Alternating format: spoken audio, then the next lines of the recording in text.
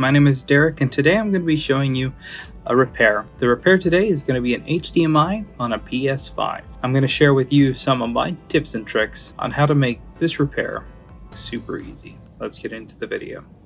On a PS5, there will be a link in the description where I show how to replace the fan connector after it's torn off the board. But in this video, I want to focus on tips and tricks to replacing the HDMI. The process for this is fairly straightforward. What I'm going to do is take some 138 solder paste. And what I want to do is bring down the overall temperature that the board needs to get to. So what I'm going to do is add some 138. I can be extremely generous with the amount that we're going to use here because it's all going to get removed eventually. And I'll take my soldering iron. You want to avoid knocking off the diode.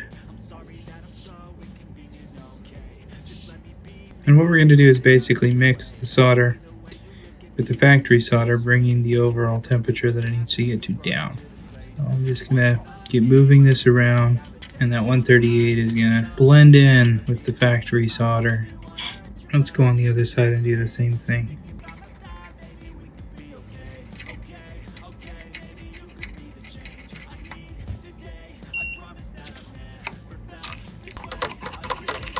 Now we've got plenty of 138 kind of infused into the board all the way down to the other side. Now we'll flip it around and we're going to add some solder paste down towards the pins, get out some flux.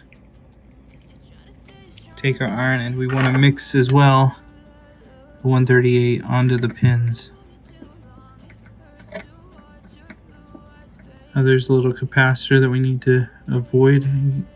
As long as you're aware of it, it's kind of hard to hit.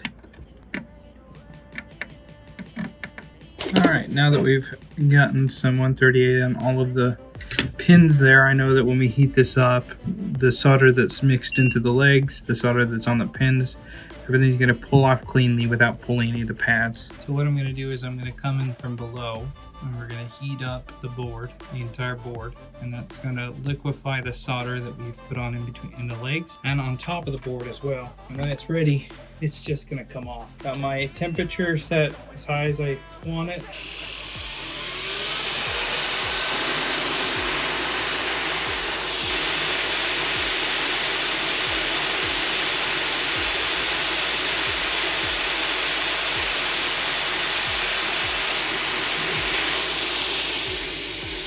Alright, so now what we can do is remove the solder from the through holes. And very similar to the way we removed the HDMI port, I'm going to also remove the solder, which is we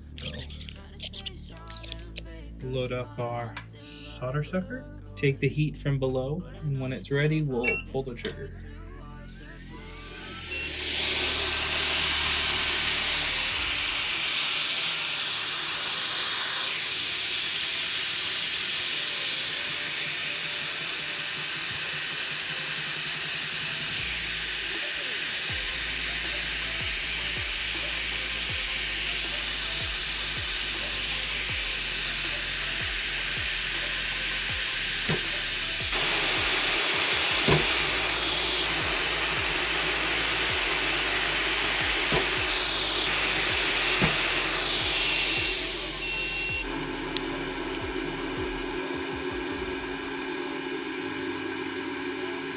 Now we'll add some flux, get out some wick, and we'll wick up all the pads, nice and free of any of the 138. We'll get our new HDMI port, and we'll push it on down in.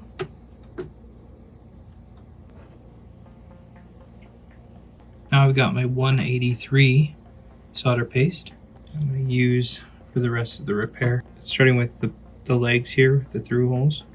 We're going to add a little bit of solder now just to secure it in place so it doesn't move. And we'll go back later and add more, but I'm just going to get that solder paste melted and onto the legs there. Nothing crazy. And we'll do the same on the other two.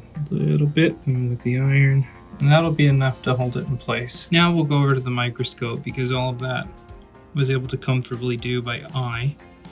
but now we want to go over to the microscope and verify that all of the pins are going to have a nice contact and no bridging is going to occur between them. So now this is pretty straightforward. I'm just going to take some 183 solder paste and we'll go and touch each individual pin.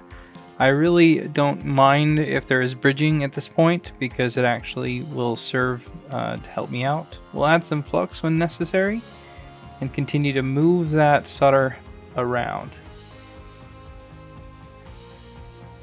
Carefully going around, making sure we don't knock off the capacitor there. Making sure we leave ample amounts of solder on all of the pins. Flip the board around to have easier access to this other side, and we're going to do the same thing. Dragging the iron around will help me move the solder from one pin to the other, depositing the maximum amount of solder on each one of the pins without bridging. So if I continue to move the bridge around, it'll leave behind the correct amount of solder on each pin, and I won't have any bridging. So keep moving that around and you'll see eventually we'll have zero bridging. And this is what I'm left with. Perfect joints between the pins and the pads on the logic board with plenty of solder, creating a nice ramp down to the board.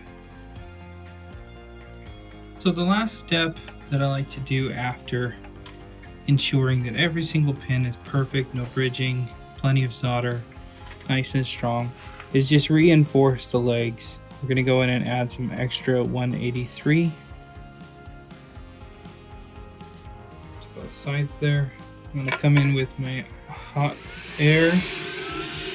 And I'm going to start with a low airflow with a high temperature here, and what I'm really looking to do is warm up the logic board itself all the way through to the other side.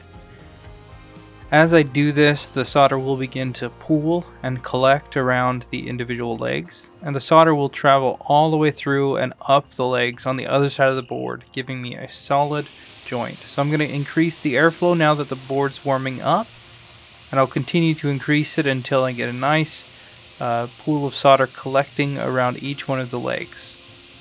You'll see that eventually the solder will start to melt and all pull together.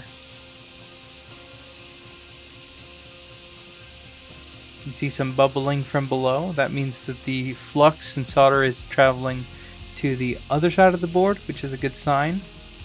And here I can see it start to condense onto the legs there.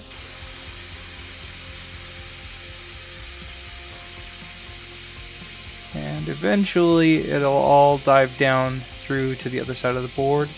And while it's still warm, we'll go to the other side and do the same thing. This one will be a lot quicker because the board is nice and hot. It'll all pull together and suck down in like that. And we'll leave it with a factory finish. Adding some isopropyl alcohol. Cleaning up any of the residual flux. And heating it up like that ensured that the solder actually traveled through the board and came out the other side, spreading up on the legs a little bit, creating a nice solid joint all the way through and through on both sides so that it is less likely to have any issues down the road now that that job is better than factory. And there you go, replacing the HDMI. So as you can see, having the right tools and knowledge can leave you with a better than factory installation, making it more durable and hopefully last longer, as this console will have continual wear and tear on that HDMI port. Leave a comment below if there is something that you would do differently. Don't forget to like the video on your way out. Thanks a ton for watching. We'll see you in the next video.